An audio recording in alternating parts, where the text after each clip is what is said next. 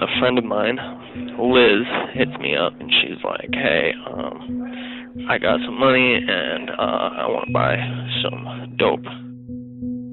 About 3 years ago, in 2021, I created this series, Death Resulting.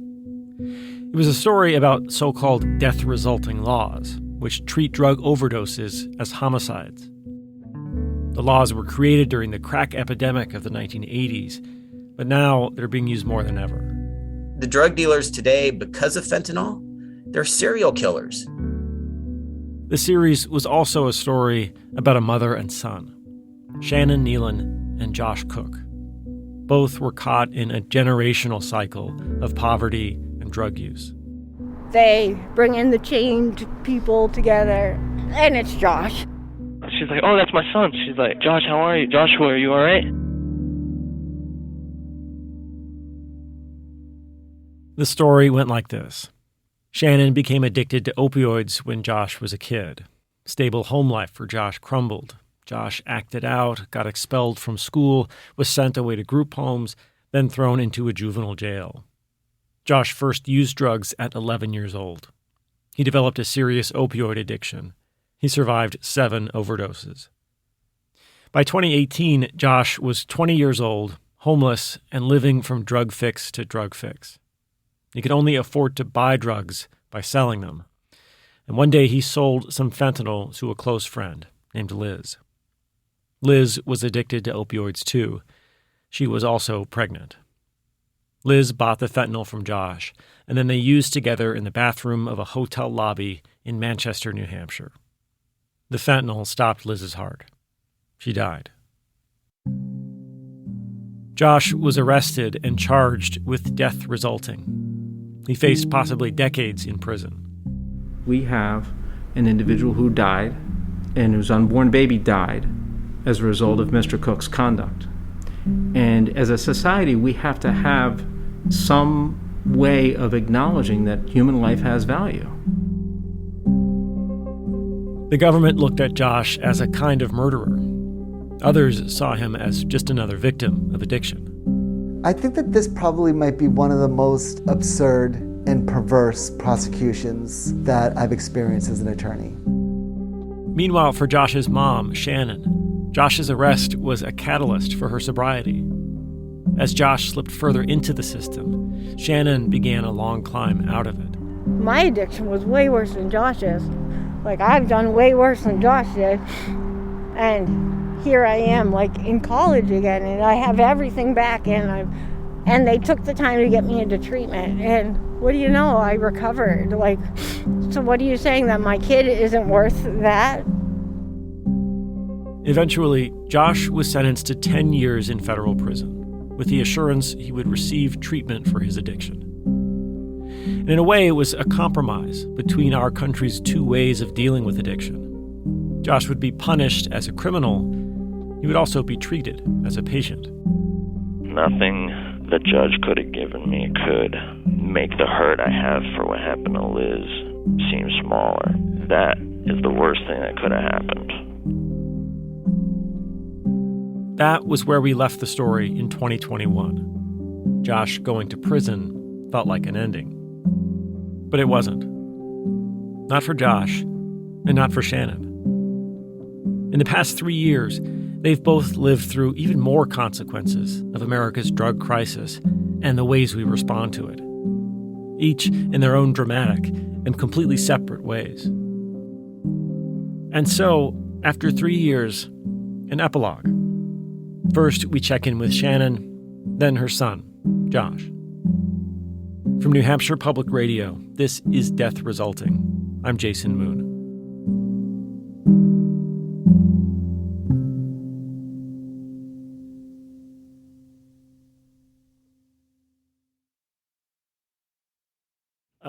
All right, well, thank you for coming in. You're welcome.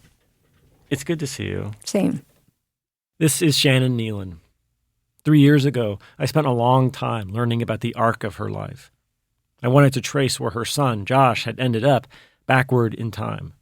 So we were saying before that the last time we talked in person was at the sentencing hearing for Josh. Yeah, that was the hardest day. That was one one of the hardest days of my life, for sure. Shannon has lived through a lot of hard days. She grew up a runaway kid who got sent to a group home. At 19, she got pregnant with Josh. Then a drug habit consumed her life. For years, she went in and out of jails. She survived overdose. She survived being shot. And all of it made the path that Josh ended up on feel sadly predictable. But it's also why where Shannon is now feels so remarkable. Shannon is celebrating 6.5 years of sobriety. She now works at the Public Health Department for the city of Manchester, New Hampshire. Her title is Overdose Prevention Outreach Worker. When we met, she told me she just Narcaned someone yesterday, possibly saving their life. I know that I'm valuable in the streets because I meet them where they're at, and I really mean that. You don't have to pretend you're anywhere but where you are, and I still want to help, and I still want to, give you respect and time and cigarettes. I carry a backpack full of cigarettes, and they love that. Shannon says she even runs recovery meetings at the jail she used to cycle in and out of. She enters the jail through a different door now. And she says every now and then a guard who knew her from before sees her and does a double take. When I asked Shannon to come into a studio, I thought we'd mostly talk about what's been going on with Josh. And we did.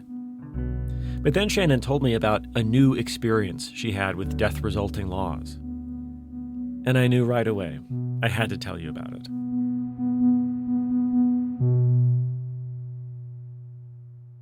In the time since we published this series, Shannon has grieved multiple overdose deaths, including that of her brother, Peter Malqui.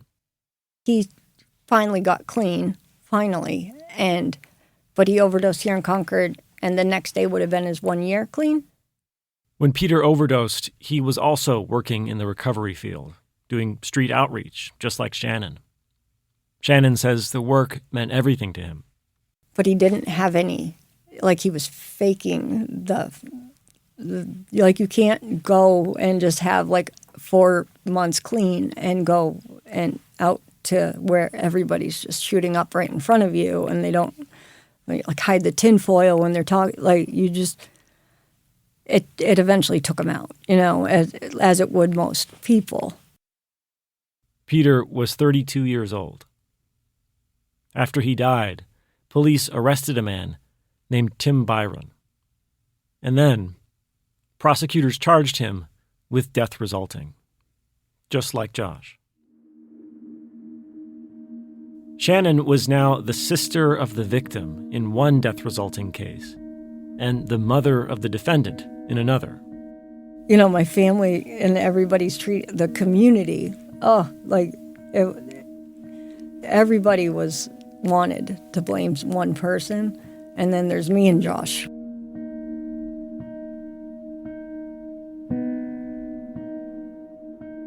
So what happened with that case, with that person they charged? Believe it or not, he's in drug court. No kidding. Yeah.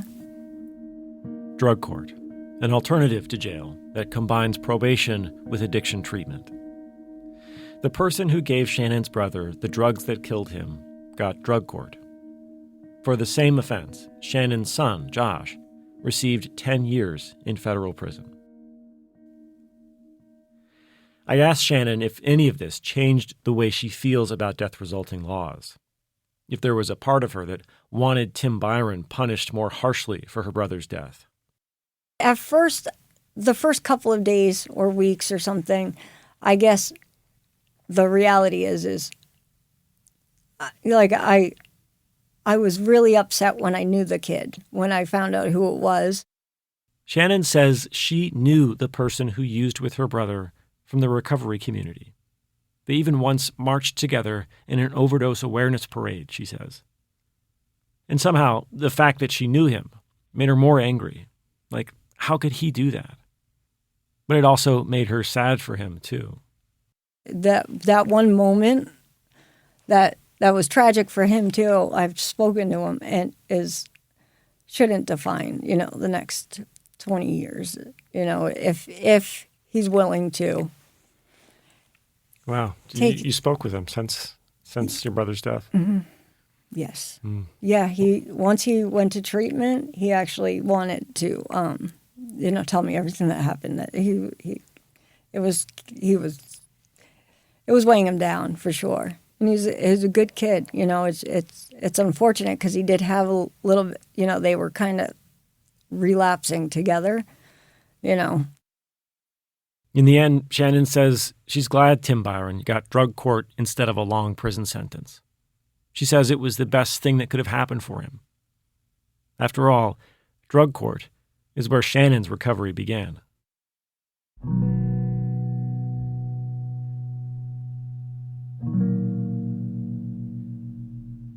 So Shannon's brother dies of an overdose. Someone is charged with death resulting over it. Gets a much lighter sentence than her son did. It turns out Shannon knew the guy, and she even talked with him after her brother's death. But there was more. After her brother died, Shannon was interviewed by a local TV station for a story about overdose deaths. Peter was my best friend.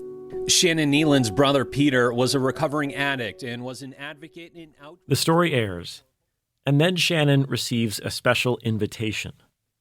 It's from the Drug Enforcement Administration. They're holding an event honoring victims of fentanyl overdose. Shannon decides to go. Shannon shows up to a hotel ballroom in Manchester, New Hampshire. This is November 2022. Families of fentanyl overdose victims sit in high-backed chairs around tables dressed in white. There's a small stage and a podium and a projection screen. Shannon says the event was meant to be a chance for the DEA to learn from families of overdose victims, and also for the DEA to showcase how it's trying to stop fentanyl trafficking. And it's on that point that the event starts to get weird for Shannon. A DEA agent takes the stage and starts clicking through a slideshow. They started talking about the death result and the fentanyl crisis and all of that. And they said, well, we want to talk about one of our, the big pat themselves on the back case that they had, and it was Brian's case. Brian's case. Brian isn't a person. It was the street name for a large drug trafficking organization in New England that the DEA took down in 2018. Brian was Josh's source for drugs. Josh sold some of it to Liz. Liz overdosed. Josh ended up being one of dozens indicted in connection with the Brian investigation. The Brian case was one of the largest DEA busts ever in New Hampshire. A feather in the cap kind of case for an agency tasked with stopping drug trafficking. The kind of case you would talk about to a bunch of grieving families in a hotel ballroom. Shannon says the DEA agent on the stage showed a series of slides counting up all the arrests DEA made from the Brian case. And on one of the slides was a picture of Josh. So here they are inviting me for my brother because they saw me on the news, and they're boasting about my son, and they have him on the picture, like this tree of people that they, slammed away for killing their children. It was hard to sit through. It was very, very hard to sit through. And it's like, how am I supposed to act? How am I supposed to act? I don't know how to act. I don't know if I'm supposed to be the grieving family member or the angry mom or just the recovery advocate that just says that this isn't right. I spoke to another person who attended the event. They corroborated Shannon's story about the presentation. The DEA wouldn't share the slides with me, but did confirm that, quote, an investigation into a drug trafficking organization was discussed. After the slideshow, Shannon says the mic was passed from table to table so that families of fentanyl overdose victims could speak.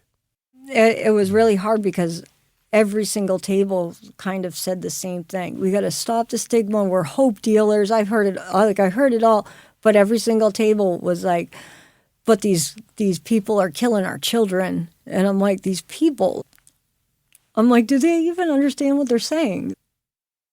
By this point in her life, Shannon has experienced the world of addiction from so many vantage points. She's an ex-user with a criminal history who's now in recovery. A public health worker reviving people from overdose on the streets. A mom of a drug-addicted son in prison on drug charges. A sister of a drug overdose victim. Not to mention friend to many others who've died of overdose over the years. And to Shannon, the people at this event were trying to separate this world into neat piles of good people and bad people, victims and perpetrators. And maybe more than anybody, Shannon knew it's more complicated than that. When you said earlier, do these people hear what they're saying? Can you explain what you mean a little bit more? So they're saying we got to stop the stigma of addiction and how people look at, addiction and addicts. And then in this next sentence, they say, but what are we going to do to keep these murderers out of our treatment centers? Like drug addicts, we smuggle drugs into treatment because we're scared that we're going to get sick, and then somebody takes one of the pills, like we buddy up. It's very common. It's like it happens all the time, Does it make us murderers? No, it makes us drug addicts. Shannon says she couldn't stay for the whole event. She was too angry, so she left.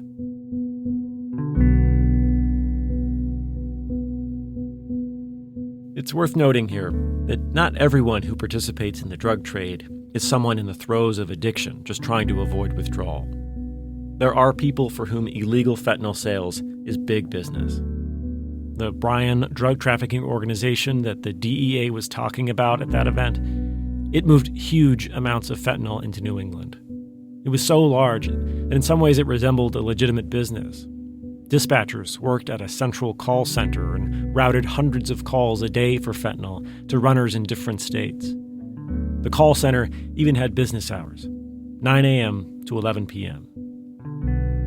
One of the guys at the top was Sergio Martinez. Fentanyl made him a millionaire. He owned at least 3 homes. Today, Sergio is serving a 45-year federal prison sentence. But he was not convicted on a death-resulting charge. He pled guilty to leading a continuing criminal enterprise and money laundering. Which is to say, prosecutors did not need the death-resulting law to throw the book at a high-level drug trafficker.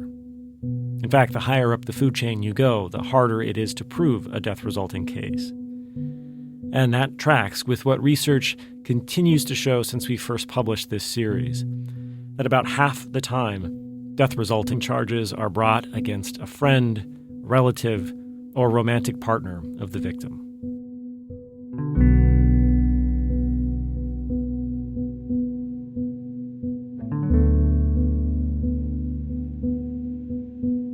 After a break, we check in on Josh and a broken promise.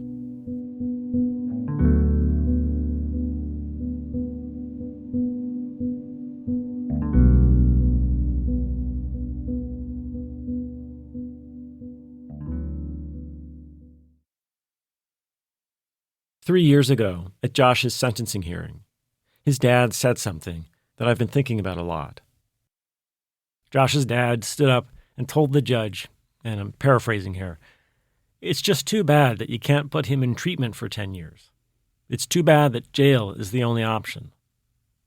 The judge, Joseph LaPlante, said, quote, "Well, he will get treatment in jail. He'll get treatment on release after jail. As a matter of fact, it's going to be required." The judge finished by saying, quote, "Understand, he'll receive treatment in the Bureau of Prisons." I've been thinking about this exchange a lot because what Judge LaPlante said there, it did not turn out to be true.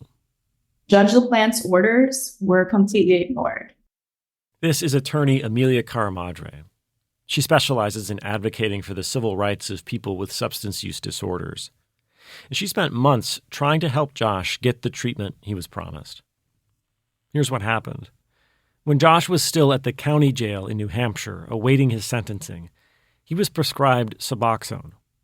Suboxone is a brand name for a combination of 2 drugs that treat opioid addiction. These drugs are often called the gold standard in the treatment of opioid use disorder because research has shown again and again that it's the most effective treatment we have. And for Josh, it was the first time he'd ever been on medications for his opioid addiction, and it seemed to really help him. And then Josh was transferred into federal custody after his sentencing. And the Federal Bureau of Prisons, the BOP, they stopped the medication. I asked the BOP why they would take Josh off of medication he was already prescribed. They refused to comment. I also asked the BOP again and again to make Josh available for a phone call so you could hear what he thinks about this. Those requests, they just ignored. So unfortunately, you won't hear from Josh. And to state the obvious, taking someone off of medications for opioid use disorder makes their relapse and overdose more likely. And to be clear, despite the BOP's best efforts, illegal drugs do make their way into federal prisons. Amelia and her colleagues tried everything they could think of to get the BOP to give Josh his medicine again. My colleague David Sankman and I have written up facts and met with the U.S. Attorney's Office. We tried to get advocacy from them. We've reached out to other folks within the BOP to try and raise this issue and get attention to it and sort of educate them on their own policy, on science, on public health, on all of it to show the need for this medication. And it seems to have all fallen on deaf ears. Meanwhile, Josh was now back in withdrawal. Amelia says it made him painfully sick, and his opioid cravings returned. According to court records, Josh turned to the illicit prison market for Suboxone. Shannon says he built up prison debts just to get the medicine that had been prescribed to him. I mean, for people who are advocates of this treatment, it's crazy making. I mean, it drives them bonkers because, as anyone who's struggled with addiction will tell you, just going cold turkey does not treat your addiction. It just doesn't. This is Beth Schwartzapfel. She's a reporter with the Marshall Project. She's covered the federal prison system for years and has written a lot about this issue. Congress passed a law in 2018, the First Step Act, that was supposed to expand access to medications for opioid use disorder in the federal prison system. But Beth says two things have gotten in the way. The first is just sheer bureaucracy. There's around 150,000 people in federal prison, many of whom need treatment for opioid addiction, and each has to go through a series of steps to get access. There's going to be long waiting lists, there's going to be bureaucratic hurdles, and there's going to be people who just don't want to be bothered or don't think you deserve it and who are going to slow walk it for you or who just, aren't going to move your application along. And that, Beth says, is the second obstacle, a cultural resistance within the BOP to using medications to treat drug addiction. It's a long-standing problem. And I do think it's getting better, to be fair.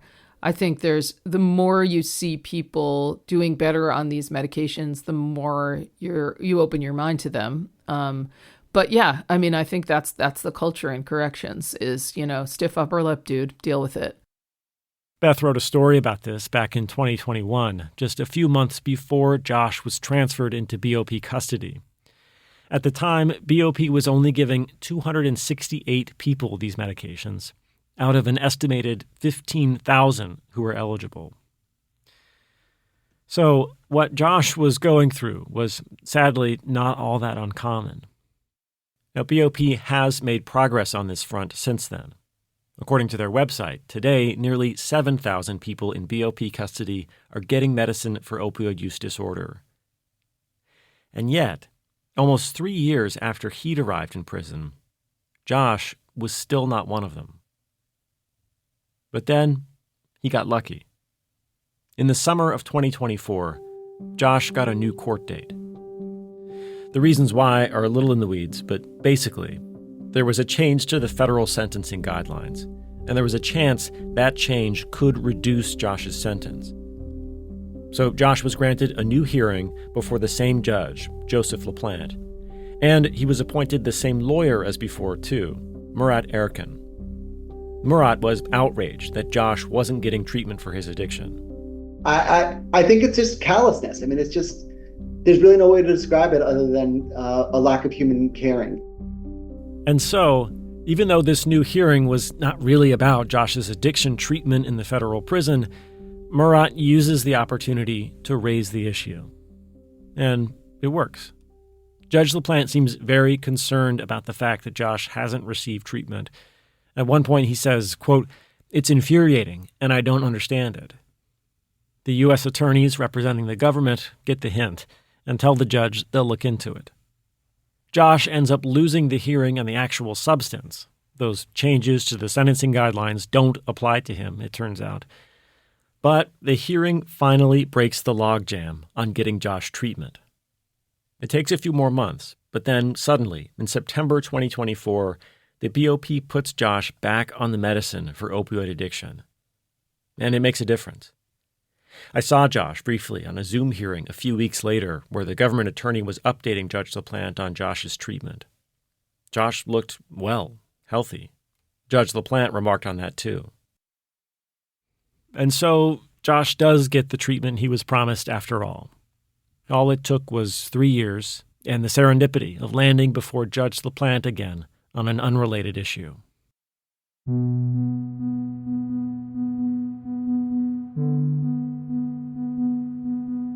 There's another separate update on Josh worth mentioning. He's filed a lawsuit claiming physical and sexual child abuse against the New Hampshire juvenile jail where he spent some of his teenage years. That jail is known as the Youth Development Center, or YDC. Right now it's at the center of the largest child abuse scandal in New Hampshire history. Josh is one of roughly 1,300 alleged victims. Some listeners will know that I produced a whole other documentary series about this place called the Youth Development Center. If you didn't, you should check it out because it'll help you understand the environment that Josh grew up in.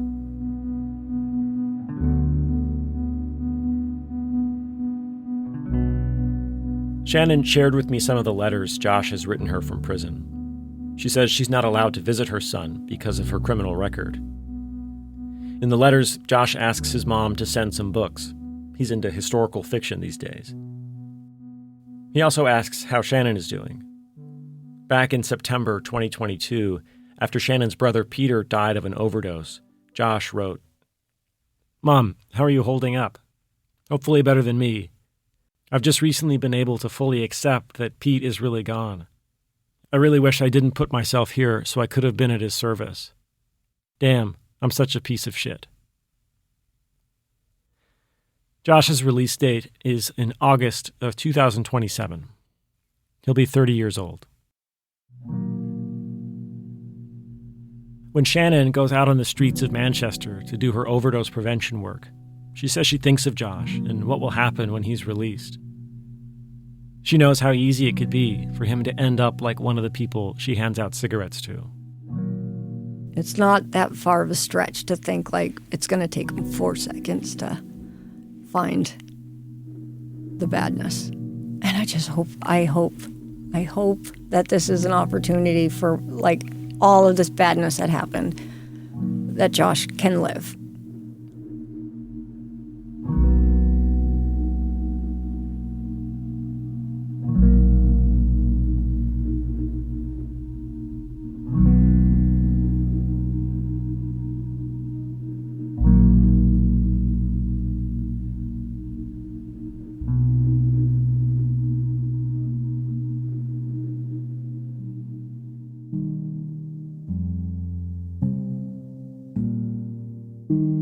Death Resulting is reported and produced by me, Jason Moon. This episode was edited by Katie Culinary with help from Lauren Chulgin and Felix Poon. Dan Barrick is NHPR's news director. Director of podcasts is Rebecca Lavoie. Original and now updated artwork for this series was produced by Sarah Plord, photo credit to John Tully. Original music by me, Jason Moon. Death Resulting is a production of the Document Team at New Hampshire Public Radio.